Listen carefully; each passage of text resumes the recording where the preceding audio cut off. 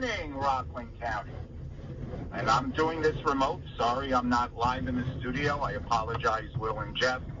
But I'm ready and rocking and able to talk about this week in Rockland. I'm hoping Gordon will be on the line, if not already. And I also asked Michael Miller to call in. Are we ready? Manned and ready. Sort of. Manned and ready. Okay, so I just want to set the big table here. There's a couple of things I want to get out, and then we'll have a discussion and put it here. First things, very disappointed to say the least in the shenanigans that our county legislators are playing with the lives of the volunteer firefighters as well as the lives and safety of our residents. I am myself is held to a double standard, being Jewish and as well as being a community activist. I did speak 2 weeks ago to the Jewish Federation. I promised them I wouldn't use the word hidden persuaders. I felt, and I was wrong based on their definition, and I want to publicly apologize. I did use it again. I thought I'd better defined it and not making it into the anti-Semitic thing. I will not use it after this few moments. Anything referring to hidden persuaders or persuaders of that, I do apologize publicly to Ari Rosenblum, who I had that conversation. We had the conversation this week, and we have a difference of opinion, but for the Jewish community, I apologize if they were offended, even though I'm a member of that Jewish community. The fact that we can't, nobody wants to come out and do the bad behavior, such as Alden Wolf, Itamar Yeager, legislator Aaron Weeder, and legislator Annie Paul, and legislator Earl. And I don't understand the politics between the executive branch and the legislative branch that nothing was bundled together. No one told us. And Jeff, or Will, are you listening? Was there any explanation why the funding wasn't part of it? Like why they didn't vote on it? No. Why they didn't vote on it, I'll come to that in a moment. Mm-hmm. What was that package? I assumed, Gordon assumed, I don't want to speak. Gordon, did you think that was going to be a separate line item? I was not aware of, and I looked at the agenda, and I didn't quickly when they went. I mean, a lot of the firefighters left after they, thinking, "Oh, great," after the first positive vote. And I looked. I looked quickly at the agenda, and it was very confusing. So I found out afterwards that the legislators didn't receive the two other resolutions, or maybe other information. Well, 6:30, and the meeting started at 7. So you can, I don't know if I'd want to vote on something you didn't see, but I'm not sure. The executive branch have to explain if that's true, why they didn't get the information ahead of time, or why it wasn't just put together. You can't have, a new local law and then no funding for it. Yeah, I was just talking to Jeff. He said we're not particularly aware. That's just usually how it sort of runs in terms of voting on it and then voting on the funding for it. We're not sure why it's not just one vote. And by the way, Michael Miller is on whenever you want to get him on as well. Not a problem. But the point is, these are paid legislators. They know how the game is played, and they played it very well. Okay? I don't want to hear excuses. This is a travesty. The fact that, and again, we disagree, and and Ed Day, the county executive, knows we've had heated debates, and yes, I disappointed him. He's hurt because I do certain things, but my heart is in the right direction. By the way, that disappointment can go two ways. I think there's some major disappointment on our end with County Executive Day too. He's disappointed enough, and he knows that. I think I'm very disappointed in the way this has been handled. Extremely disappointed in Ed Day, the way this has been handled. But what he has done now, is he put in, he's going to evoke if these clowns can't get it done. And then we have to have a special meeting, which is more money for them. And all these legislators in the majority, to me, don't earn our respect. They don't. And they're going to get more money, they're going to get more money. And the problem is he's going to put an executive order 24, allowing him to have the exclusive rights. This is a long problem in getting.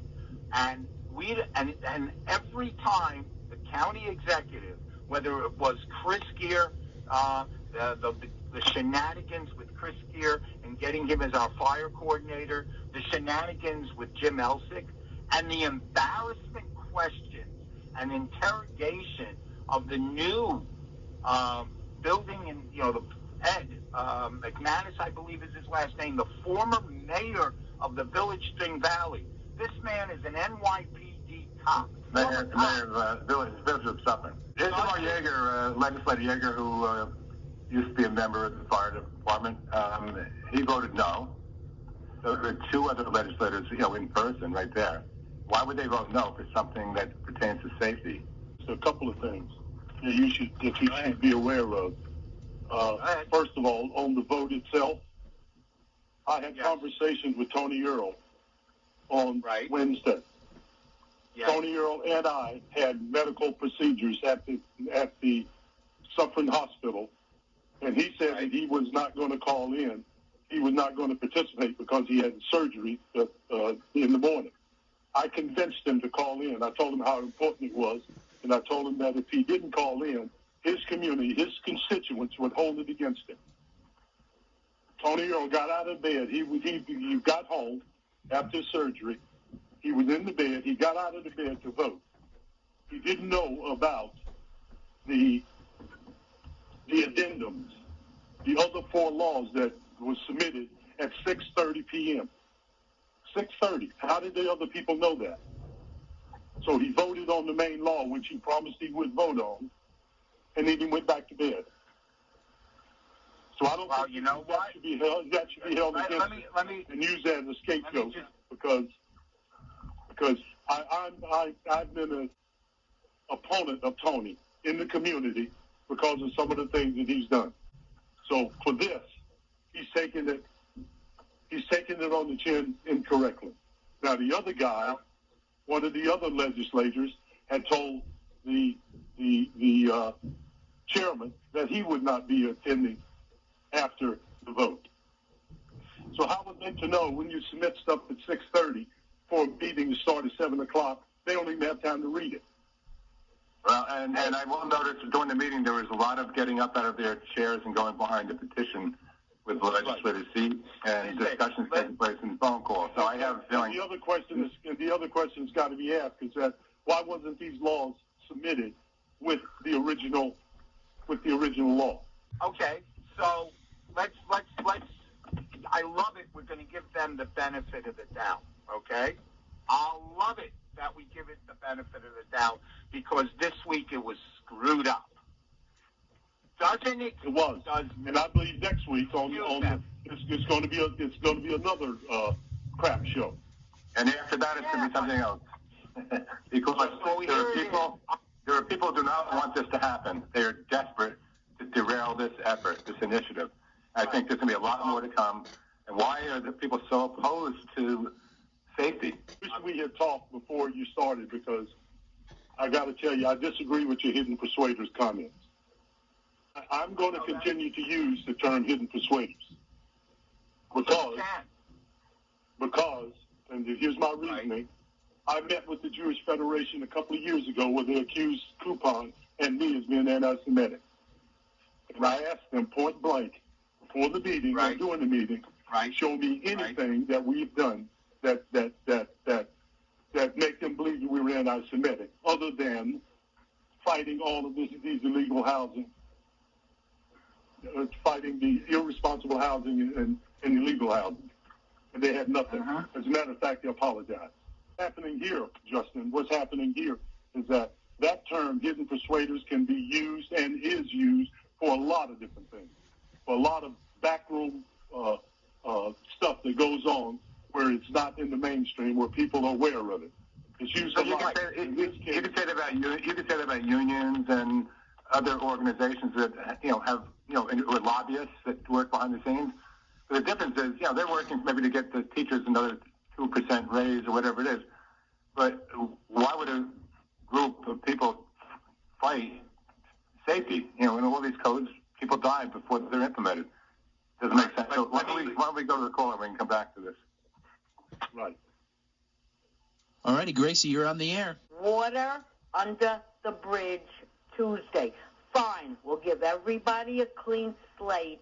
Let's see how they're going to vote on Tuesday, or we're going to do the two-step on Tuesday, too, and people are going to end up going to the bathroom, okay? Therefore, bottom line is we are not going to be able to get rid of the Ramapo legislators. We have to get rid of the non-Ramapo, and I'm going to say it, block vote legislators. Tony Earl, if he wants to keep his seat, he has to move away from them. Annie Paul has to move away from the majority. What's her name? She's been there 90 years. Harriet Cornell. Okay. Who else is a Democrat? Now, I'm not making this Democrat or Republican. I'm making this majority, minority. If it was the other way with the balance, I'd still be up in arms. But the rest of us who care about Rockland have to get rid of the people that are voting, that it's giving them the block vote, the majority to do all this. And this has nothing to be with anti-Semitic, okay? So, Thank you, Grace. Okay, Lovey? Thank you. Okay, bye. Thank you. All right, but just so you understand, that we can agree to disagree, and Michael Miller is correct. I'm not going to give Earl a pass, and that's the way I am. But I will yield to Michael Miller that you convinced him. But there's other things in play. The last week they could have drama of Hood getting a free pass for lying. All he had to do, Hood, and if he was a man with a pair of you-know-what, saying, make an announcement, we can't vote again, ladies and gentlemen. Why? Because we have the budget that was submitted. And who is in their right mind, if you want to go there, is going to allow the 1.5 million? Justin, let's go back to the first vote and the Department of State. If you listen closely to what Hood said, he did not say that he had communicated with the Department of State. I will tell you. Well, wait, let me finish. I will tell you, they had a meeting at 4 o'clock, and that came up at that meeting, and it was stated at that meeting, and told Hood to say that. And who made that statement? It wasn't originated from Hood. So who made the statement? But did he not repeat it in the legislature or not? He didn't say that he had spoke with the Department of State. He said communication from the Department of State. Michael, so this way let's clarify, and if I made a mistake, I made a mistake. No problem. But can you at least agree, whatever it was, Jay Hood, whether he didn't or he said he misspoke, to me gave the impression there was a communication from the Secretary of State. Is that an accurate statement? Yes. Okay. So whoever was told to say it. Justin, so that was the who made the original statement that they communicated with the Secretary of State or their staff? I wasn't privy to that at all. Michael Miller, you said you know that there was a meeting before and he was told to say that. Is that what you said? Okay. So now... Yeah, I thought there was a special meeting. This is a meeting apparently that you routinely have before legislative meetings to hash out any issues or problems, which sounds like a good idea. So it wasn't like it was a special meeting. So I stated on a prior 2 weeks ago, I guess, at a prior radio session. So the whole thing just doesn't smell right. I think Tony Earl has a valid...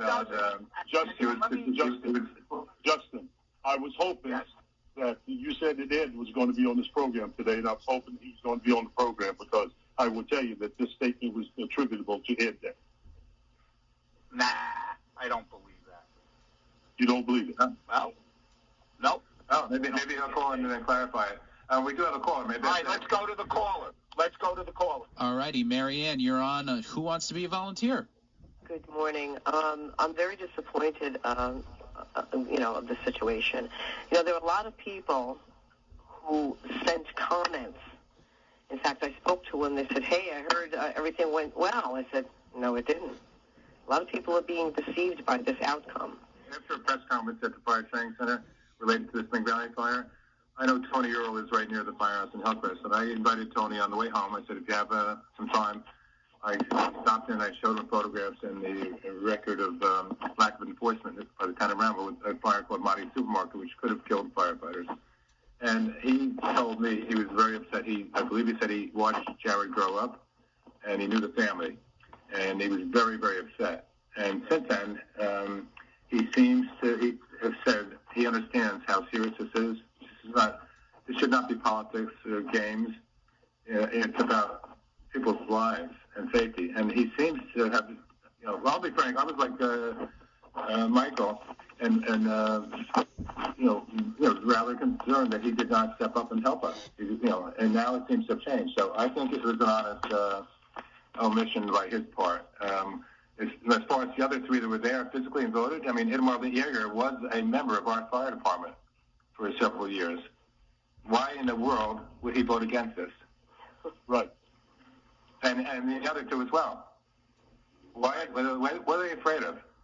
You actually have fair and efficient code enforcement in that village, and we've proven without a doubt, it's indisputable that the lack of enforcement has created a horrendously dangerous situation in total in the village of Spring Valley. So why would any person with any morals or conscience vote against something that would protect people and firefighters? And I understand he made the statement, Itamar made the statement that the lack of code enforcement had nothing to do with those two deaths. Right. Now, I'll have to have a discussion with him face to face on this. So, and the focus is on the three. And the focus is on the three that was not there, that left, not the three that voted against it. Exactly. Those three was right in your face. It's cloudy with the other two. Technical problems, et cetera, et cetera. And listen, I've been friends with Itamar Yeager for a number of years. And I actually have a friendly relationship with the other legislators, but why would they vote no? And then the Itamar questioning of the former mayor of Suffern, I felt was humiliating. I think he was playing with him, and he put him on the spot. I just felt it was wrong. Yes. So I just want to just comment in here. Michael Miller and I, together with Gordon, we're doing this discussion.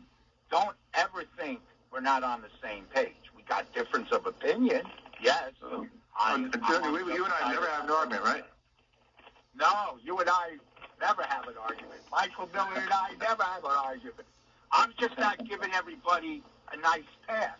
I'm lumping them all in. Michael Miller gives us more information and, whatever. But the issue is that thing didn't pass. Now, you want to give an excuse they didn't do it on time and Tony Earl had it? I can buy that. But why did everybody else not it? And why couldn't people be honest and transparent? If it was me and that was here and you're telling me I got to vote on this budget and you only handed it to me a half hour before, just like Jay Hood as a chairman, as a transparent leader, whether rightfully or wrongfully, which I think was a bunch of you-know-what, and the first time saying we're not going to vote because we think or whatever the communication. Whatever it was, at least he said why they're not voting. That meeting, you didn't vote. And what's the proof about you not telling full disclosure? You had the firefighters who gave up another meeting night, another evening with family, to come in to ensure we got the vote. Vote got voted yes. Yay! But not without the funding? Are you out of your mind? And then you voted no? And then now everybody does, now you do the shuffle dance. The only time they're going to care, and it's unfortunate, people would have thought the the unifying call was the death of one firefighter that struck all the young people as well as the resident. And a resident. And you realize how close, if it wasn't for the firefighters and others that helped get those 112 people out of there, you know, it's very... Chris here had mentioned, he says, if you told me 25 patients, residents died in that fire, I wouldn't have been surprised. So imagine if that many people died. We would have had Chuck Schumer and the governor standing out front of the building like they did down in the Bronx when the 17 people died, saying, how did this happen? Well, what can we do to keep it from happening again? We already know what to do. We know what to do to keep it from happening again. Politicians should not be involved in this type of enforcement. Let the inspectors do their jobs unfettered. And then there are people, whether we use that term or not, there are people behind the scenes that are orchestrating this, and they're scared to death that they don't want all this to reveal this what has been taking place in Spring Valley. They're desperate to keep this from happening. Ed Day said he can use executive powers to override the legislature on this. I hope he can, but I also think that there's something else coming. We're just waiting for the next shoe to drop. They're going to take some kind of action and to derail this. If they do this right, they'll bring in so much money. If they do it right, I have some ideas on it, which we'll see if I can get those in. This thing could actually bring in money more than it could actually cost to run it if it's done right. If it's done right. Well, I had a discussion with Ed, and he sounds like an intelligent guy, and I'm optimistic that he's going to do a good job. You know, this can't fail. This should not be even a possibility. Failure is not an option. Failure is not an option. Failure is not an option, and that's what it is. And we're going to keep everybody's feet to the fire. You look at the people who volunteer going to these places, and the repercussions on families like the Sitches and others. And even we had a meeting last night, and one of the young firefighters who's close to Jared, he's been struggling since last March. And I've seen it before. I had a firefighter die in our department in 1967, and it affected the entire department morale. It's a terrible thing, too. And this was a bad thing. Anybody voted no. Those legislators that after they voted no, they should be ashamed of themselves. What are they afraid of? Yes. Call in. They're listening. Right. Call in. Explain to us what rationale you could possibly use to vote no to expose and fix a system that's putting countless lives in danger. Speaking of calling in, you have Frank from Congers on the line whenever you're ready. Okay. Good morning, Frank. Good morning, guys. You know, we can go each week. We seem to be going back and forth on the things that are negative and that they're doing. And if we don't talk about it, the public doesn't know about it. You got to clean out the swamp. It's a swamp, and we got to do it. Edmar Yeager was crossing and zapping Edmar Markunis that night, and he was using the example of a high ranch. And he said, you have high ranches in the village of Suffolk, and when you were mayor, the police went in there and they found, on a domestic call, they found that the high ranch was illegal one family, had an extra apartment in it, and it's safe. Are they going to turn them in? That's where he was going. Right. It's just that's something wrong. But if the one family house has a C of O, that means you can be reasonably assured that everything in that house was built according to code. If the inspectors did a good job, et cetera, and the contractors. Well, as soon as another apartment is added, that is frequently done by illegal contractors, unlicensed contractors, without a building permit and no inspection. So there's no way that you can say that is all safe if it wasn't inspected properly, because unless contractors that know that the inspectors are not coming to inspect will take shortcuts, use cheaper materials, leave out valves to save a few bucks. Unless it's inspected and has a CO for an entire living unit, you can't assume that it was safe. Right. And Edmar knows better than that. He's playing a game with poor Ed, and I felt so sorry for Ed because he really put him on the spot. And luckily, Jay Hood cut him off because this is going on too long. I think he was leading him into a corner, and he was going to snap a trap. So I think it was unconscionable. And there's no way in the world that you can say that it's safe if it doesn't have a proper inspections and a C of O. Listen, this is an order from the state of New York, and they still do whatever they want. It's amazing that this goes on, and I know you're talking about Ed, but if he's got that executive order, I know he'll take the bull by the horns, and hopefully we got two Eds we're talking about this morning. We're talking about Ed Day, and yes, I think Ed has the chutzpah to go ahead and use and I know he will. I hope he does, and I know he will. Okay. I don't think desperate is the right word, but he's got the. Yeah, no, well, God grit. forbid we use a different word these days, right? Yeah, the grit to do what has to be done. Yeah. But I also believe that the people behind the scenes are still going to do whatever possible, legally or otherwise, to stop this from happening. It's all about the vote. They're desperate. All about the vote. Yep, it's a shame. It's a shame. All right, guys, keep safe. Justin, keep up the charge. You're doing a great job, both of you and Gordon. Keep it up, brothers. Don't forget Michael Miller. All right, Mike. Oh yeah, hey Mike, I met a friend of yours. I was down in Nyack, and he brought you up. He says, you know Mike Miller? I says, I hear him on the radio. The man's like a bull too. Keep on going, Mike. I know. I will. Thank you. Well, that's what it is. So I guess that day we said what we had, and he agreed. That's good. I thought he would call also. But if you look at our legislators, they're representing their constituency. I can see where Weeder's coming from, legislator Weeder. Yeah.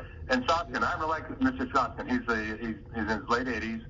He's I believe, a Korean War veteran. I've had many discussions with him. He's a gentleman. He's a very nice guy. But I think he's being told this is what we expect you to do, and he's doing it. I think if I ever had a real serious discussion with him and maybe showed him some of the things we've been dealing with, I think it would change his mind, because he seems like a really nice human being. I mean, not seems like. I've known him for many years, and he is. But it's just wrong. I just don't understand. Go against what's morally right and legally right because what? Of the vote. People who, slum landlords and unscrupulous builders and unlicensed contractors. We've got a cesspool that we're dealing with in Spring Valley, and it's spreading like crazy. We need to get a handle on it. Yes, we do. So And the problem is, anyway, the problem is the people that's in authority will not execute the laws that are already on the books that could solve these problems. We wouldn't have them if they were executing. And I'm sick of seeing the elected officials and others standing in front of buildings where people died saying, oh, how can we keep this from happening again? And that's why the codes that are in effect right now would prevent it from happening or make it increase the likelihood of it happening again. But, it's smokes, of phonyism, And really, this is really what Coupon is about, because we can't get everybody to come out and vote and do things that should benefit everyone and help people to maintain their community character. And why do we do that? Because it's not being done by the elected officials and their appointees overall. Yeah. That Michael, that's a perfect summary. You could put quotes around that, because we're volunteers, and we raise money to take legal action, which we have to talk about some of the more recent ones, Michael. And if we ever get a show, we can discuss other things. But we have found on a federal level. Just last week, I met with a senior federal law enforcement official, and expressed our dismay that on a federal level, state level, the prior governor would not allow our commissioners to do their jobs equally across the state, right down to county. The county of Rockland could be doing a lot more. The Rockland County Codes Initiative is a great program. We support it. We help form it. Jim Alsick and Consumer Protection do a good job. It's still not making that much of a difference. There's so much more that can and should be done. And why isn't it being done?